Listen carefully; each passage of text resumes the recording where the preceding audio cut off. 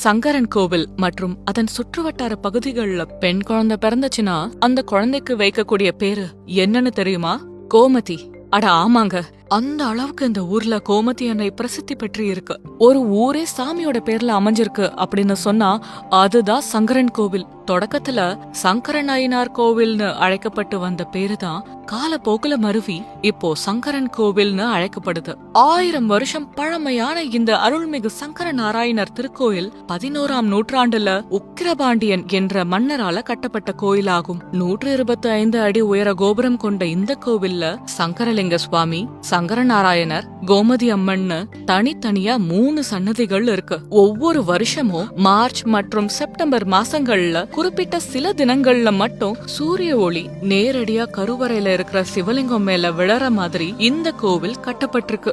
இங்க ஒவ்வொரு வருஷமும் ஆடி மாசத்துல ஆடி தபசு திருவிழா வெகு விமர்சையா கொண்டாடப்படுறது வழக்கம். இந்த கோவில்ல வழங்கப்படுற புற்றுமண் பிரசாதம் தீராத நோய்களை எல்லாம் தீர்க்கும் வல்லமை கொண்டதுன்னு சொல்றாங்க. வருஷத்துல ஒரு தடவையாவது இந்த சங்கரநாராயண சுவாமி கோயிலுக்கு போய் வழிபடுறது மகா புண்ணியம்னு நம்பப்படுது. சங்கரன் கோவில்ல இருந்தபடி அகிலத்தையே பரிபாலனம் பண்ணும் அரசியாக திகழற கோமதி அம்பாளை வணங்குவோம், குறைவின்றி வாழ்வோம். இது போன்ற பயனுள்ள தகவல்களுக்கு நம்ம தென்காசி லைஃப் பேஜ மறக்காம ஃபாலோ பண்ணிக்கோங்க.